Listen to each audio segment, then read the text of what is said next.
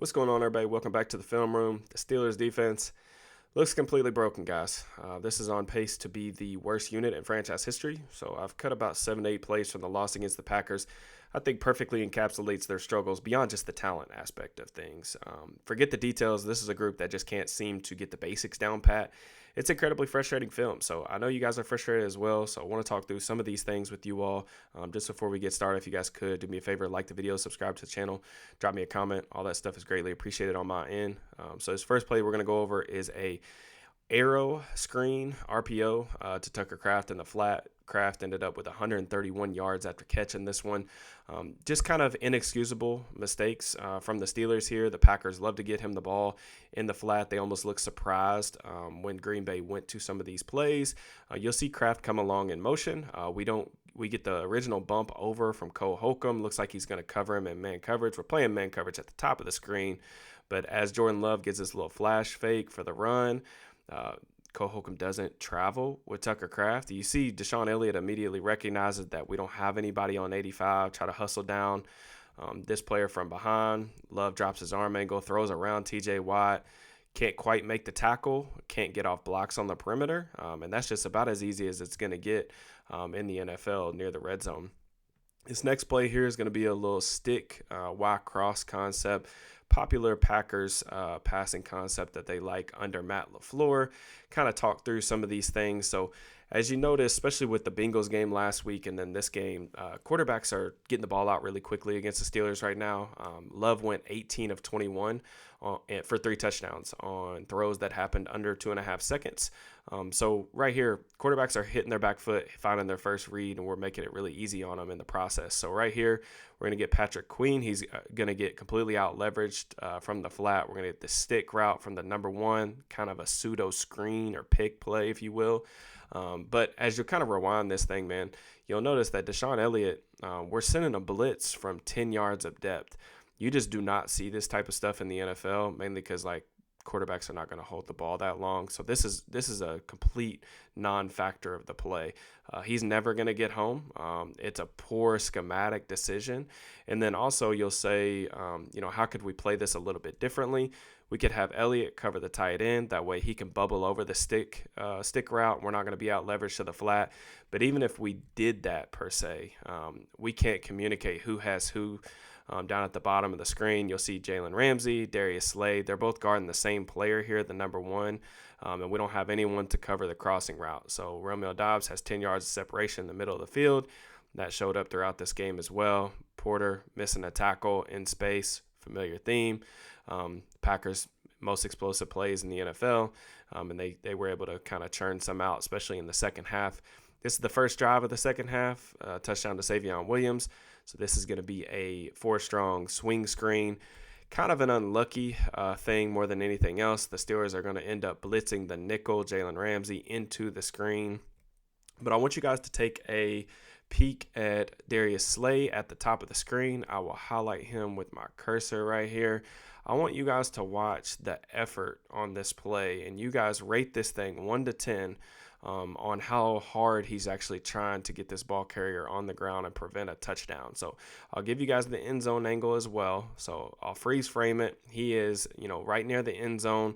We get Williams. He's going to be working towards the pylon. Patrick Queen trying to work through 2 blockers to try and make this stop. We got Darius Slay shortening up his stride length, has no intentions on trying to make contact with this guy. We give a light shove at the end. Receiver crosses the goal line on his feet. This is the type of effort stuff that I don't typically associate with the Pittsburgh Steelers, but you got to point this stuff out in the film room.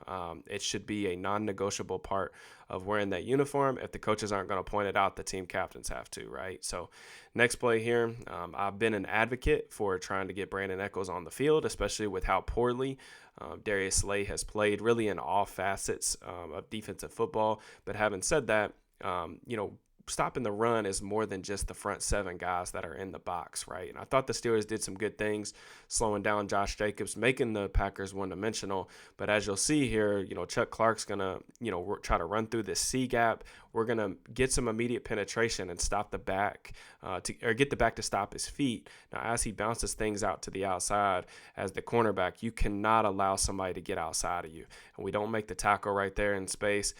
it's just tough. It's bad run defense. With the Packers up 1, they're going to end up going for 2 here. The Steelers are going to get a miscommunication on nobody's going to pick up Romeo Doubs. So we get this fast motion. At the snap, they're going to get into a bunch formation. Now, the Steelers really confused on how they're going to handle this motion, especially because we're trying to play man coverage. Now, you can play this a couple different ways. One thing that you can't do is allow 87 to just roam into the flat unabated. It looks like Porter is trying to press the point, and really from there, if we wanted to do that, if he's going to press on 9, we can play like a banjo in and out on Thornhill can take, so this guy can take this crosser, and then Jalen Ramsey can take whoever is the first outbreaker, and then we can get some contact and press on the point man. What we can't do is just have 2 guys covering the same receiver and a wide open player in the flat. Now, the execution of this play, clearly not great. Communication issues have been a thing for the Steelers defense for quite some time now, so this is nothing new. But the most troubling part of this play is that the Steelers only have 10 defenders on the field. So you guys can count them. 1, 2, 3, 4, 5, 6, 7, 8, 9, 10. 10 guys on the field. It's really hard to stop NFL offenses, especially elite NFL offenses like this one. You're not doing yourself any favors if you can't get the correct number of guys on the field. So it's kind of Captain Obvious stuff, but really frustrating stuff to watch on film. You just don't see a lot at the NFL level. Here, the Packers are going to motion. They're going to be in a 2 tight end set, 12 personnel. They're going to be running duo to the top of the screen. Now, you can see TJ Watt is just in complete disbelief. He's got the double palms up. He's looking towards the sideline like, what in the world are we doing? Really confused. And I'm equally confused about what's really going on right here. So as this motion transpires, when you bring in multiple tight ends, the idea is that, you are creating additional gaps, right? And the reason why you're seeing so much of this, like 12 personnel, 2 tight end set, duo formations or concepts, is because it forces the cornerback into the run fit. Now, you can, check the box count. We've got 7 guys in the box, and they've got 7 blockers, so they can create 8 gaps. So as TJ Watt is going to kind of knife in here and try to control this C gap, we need the cornerback to come down and be our contained player in the D gap.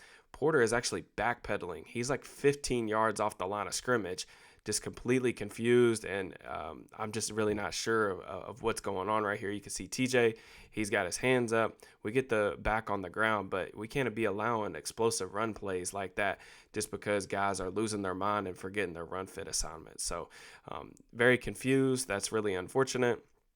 And then kind of what ultimately ended up being the dagger in this one, the Steelers are really dead set on trying to play man coverage and blitz at a statistically insane rate for the personnel that they have on the field.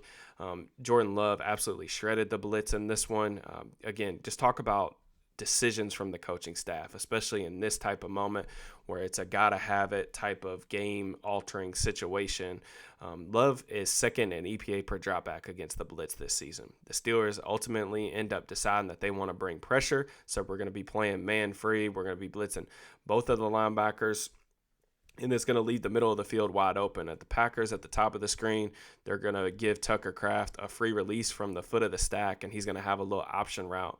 Now, you'll see like he has the ability to kind of go out, or he can break inside. He ends up breaking inside. This is just way too easy for Jordan Love to get the ball out quickly, and then we don't have enough like team speed on the back end to be able to tackle in space. So I think you see a lot of familiar themes on film, just the struggles in man coverage, some of the schematic decisions that they're making with the amount of blitzing that they're doing, and this is just not a realistic assignment that you can hand off to your backup safety.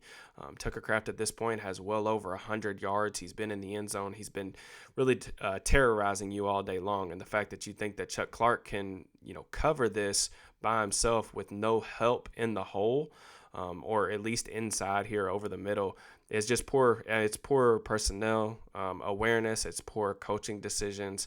And then again, you'll see, the inability to get guys down in space. So I would love to sit here and tell you guys that, things are going to get better.